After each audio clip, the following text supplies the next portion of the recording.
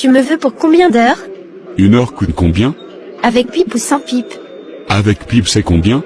Ça fait 25 000 francs. Tu es très cher, l'autre fille le fait à 15 000 francs. Alors va chez elle, c'est mon prix je t'ai dit. Je voulais 2 heures, mais il faut diminuer un peu. Je te laisse à 45 000 francs. D'accord, allons-y. J'espère que tu as les préservatifs? Oui, ne t'inquiète pas. Ok. Chérie, j'ai appris que ta fille se prostitue. Quelle fille? Tu as combien de filles? Je n'ai pas de fille. J'ai appris que Catherine se prostitue, plusieurs personnes l'ont vu faire cela.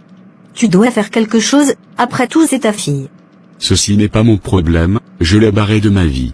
Elle est comme sa mère. Tu dois faire quelque chose, tu as maintenant de l'argent, en cas de problème c'est vers toi qu'elle viendra. Claudine, nous pouvons parler d'autre chose s'il te plaît. D'accord comme tu le veux. Nous devons nous marier bientôt, j'ai assez d'argent pour le faire. Non, attendons un peu. Ta femme vient à peine de mourir, les gens vont penser que c'est moi qui l'ai tuée pour prendre sa place. Vivons pour le moment cachés. Moi, je m'en fous de la vie des gens. Je le sais mais patientons d'abord. D'accord, mais aujourd'hui tu vas dormir ici? Non, ça sera une prochaine fois, je suis venu prendre l'argent que tu m'as promis. Allons alors dans la chambre, je vais te remettre. Va prendre dans la chambre, et tu viens me donner.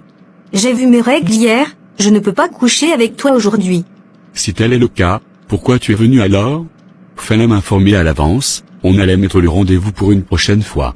Moi aussi je savais pas bébé, excuse-moi. Tu viens de gâter ma soirée. Pardon bébé, ne te fâche pas.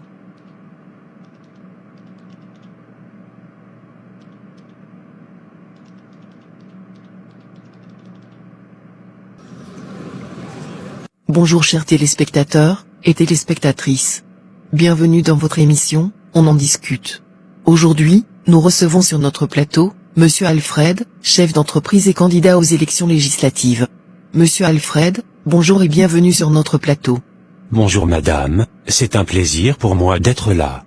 Alors Monsieur Alfred, vous êtes chef d'entreprise, et vous embauchez plus de 1000 personnes, dites-nous comment tout a commencé.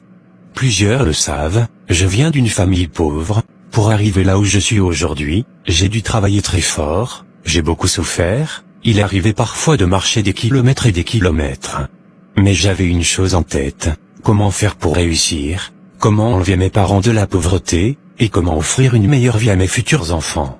Tout ceci m'ont permis de ne jamais abandonner, et de toujours me battre. C'est ainsi que j'ai créé ma première entreprise en 2001, au début c'était difficile, j'ai perdu assez d'argent, mais grâce à Dieu aujourd'hui je peux dire que j'ai accompli beaucoup de choses dans ma vie.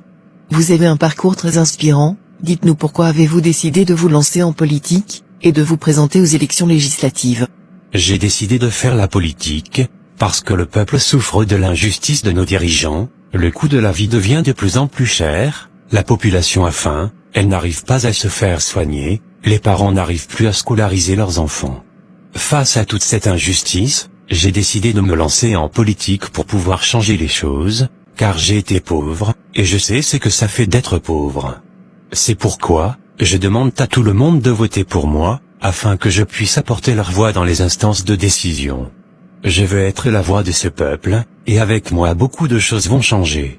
Monsieur Alfred, c'est ce que tous les politiciens disent, mais une fois qu'ils sont élus, ils oublient le peuple qui a voté pour eux. Qu'est-ce qui garantit que vous allez changer les choses?